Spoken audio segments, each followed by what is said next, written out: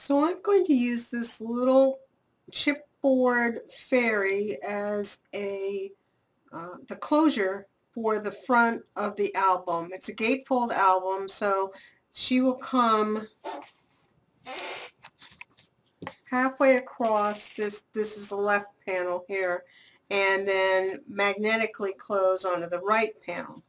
And when I do that, I like to have the magnets as flush as possible with the surface. See if you can see. So what I do is I cut out a little section in the chipboard so that they can get recessed. And so here I've just marked. I know these are about a 3/8 inch circle because I use them all the time. And so I've just marked. I'm going to use 2 of them because that I think will help keep the gate fold from wobbling too much side by side. So I just come in with my craft knife. I don't get really strong. Obviously, don't want to go through the chipboard. And this is, I didn't realize this until I started to do this, that this is actually, this is a chipboard sticker. So it has release paper on the back, and it is has sticky on it, which I'm going to use to my advantage when I go to attach it. So now I'm just kind of pulling back a layer, seeing how, and using this magnet. See, I need to go a little bit deeper, so if it's not too deep, I just kind of peel off with the edge of my knife a little bit more. You can see how I've just got some little shavings there. I just do that until I get a sufficient for the magnet to fit in there. Then I'll cover this with paper, and when I come back I'll show about placing the magnets on the right side.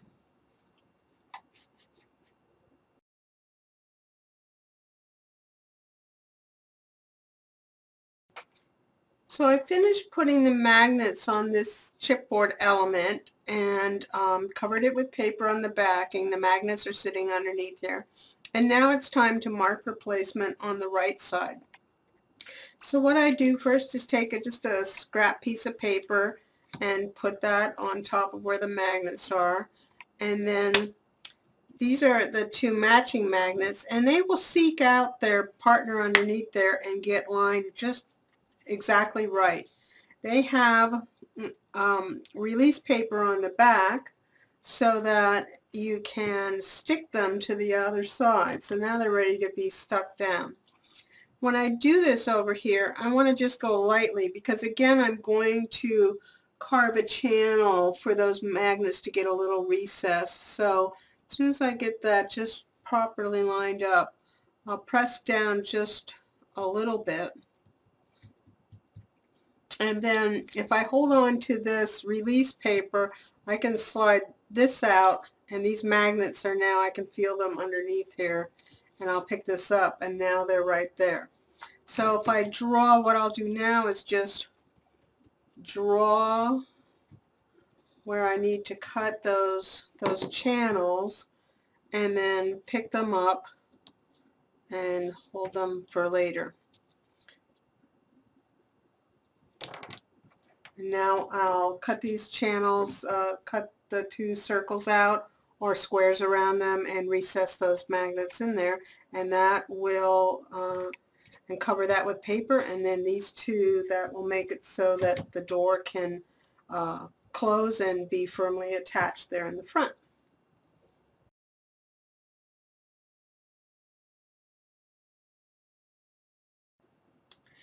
I wanted to come back and emphasize that it's important, if you do cut out these channels for the magnets to go in, to not just place them in here. You need to get them in there in their precise location.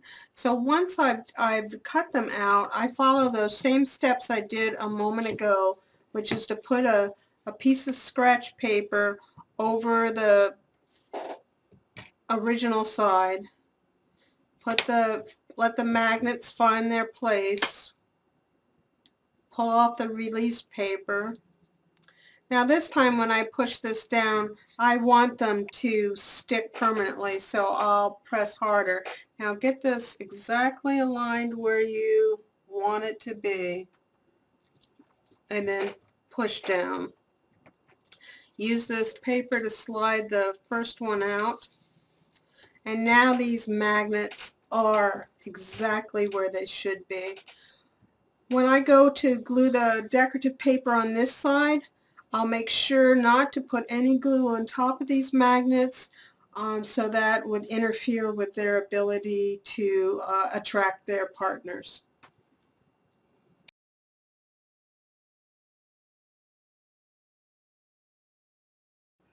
So now we're at the final part of putting the covers on. I have finished putting pattern paper on the insides of the two covers. They now stick together. You can see with the magnets, that's holding really well. So now the only thing that's left to do is to join the back cover with the front covers.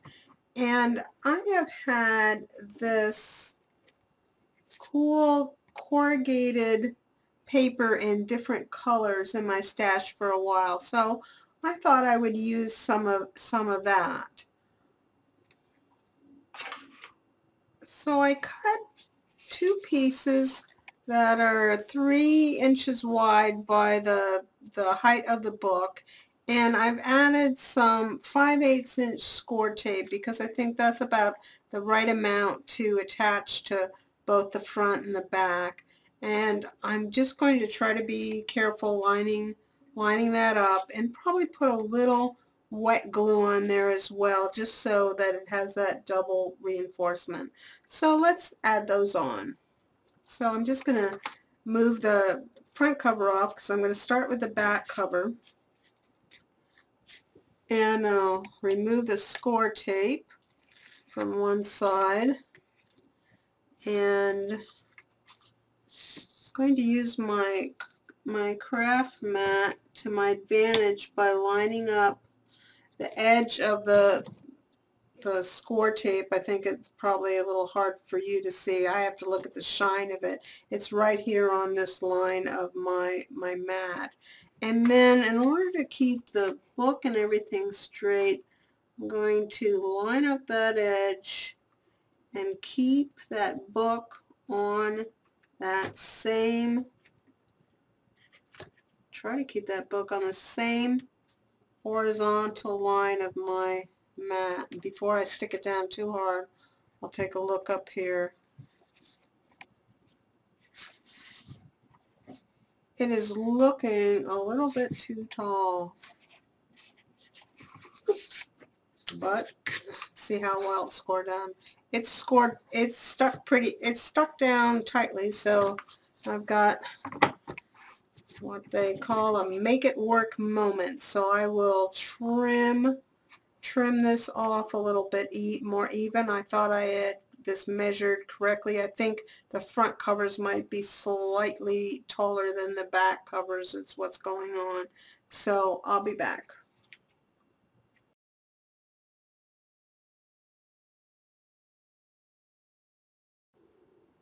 I'm back. I was able to get a sharp craft knife in there and trim that off even with the top, and you might have realized that I forgot to put any wet glue down like I said I was going to, but this seems to be on there good and tight, so I don't think I'll put any wet glue on for anything.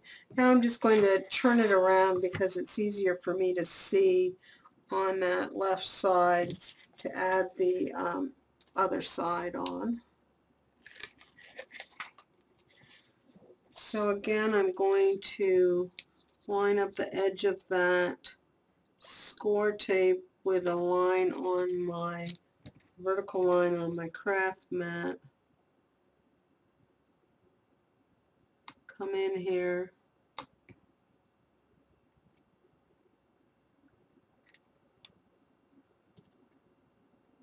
Looks pretty good.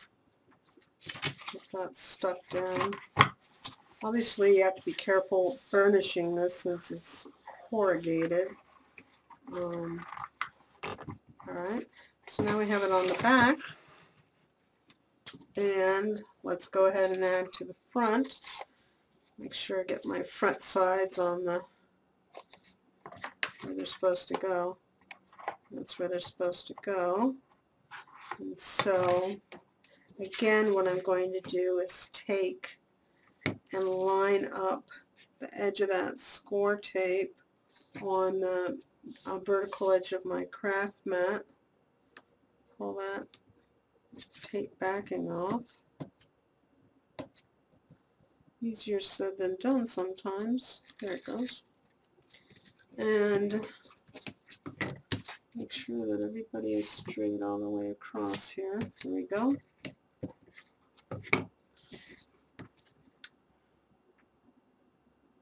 Get that corner lined up there.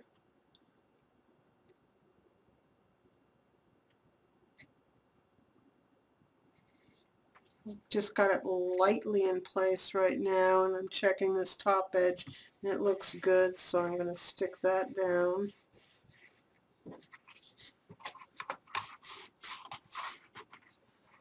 Pretty soon we'll have the moment of truth, and we'll see if this all works. Now, since I'm going to turn this upside down, I want to make sure that I'm going to get this going the right way. I'd hate to add a cover upside down, so this one wants to go this way. Again, we'll line this up on, let me line it up on this corner right there.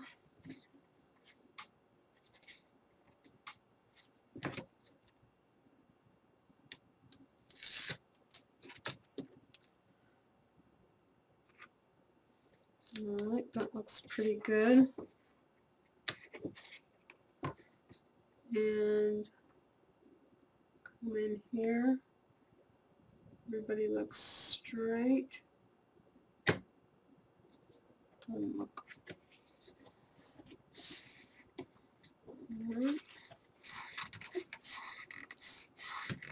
Alright, it's the moment of truth. Let's see how this cover works. Oh, I think that works pretty well. So that's what it looks like from the top. You can see the corrugation so that there's some room there for it to expand. And then it opens up on two sides. And to display, and try to, this is a little stiff right now, but it can pull out a little bit. And then on one side, I fussy cut the paper a little bit so it says Fairy Whispers and has the butterfly on the other side. And my cover looks a little plain to me. I think I'll think about whether I want to add anything else on there. But basically, there's the construction of the Fairy House Tunnel book completed. Hope you enjoyed watching the process.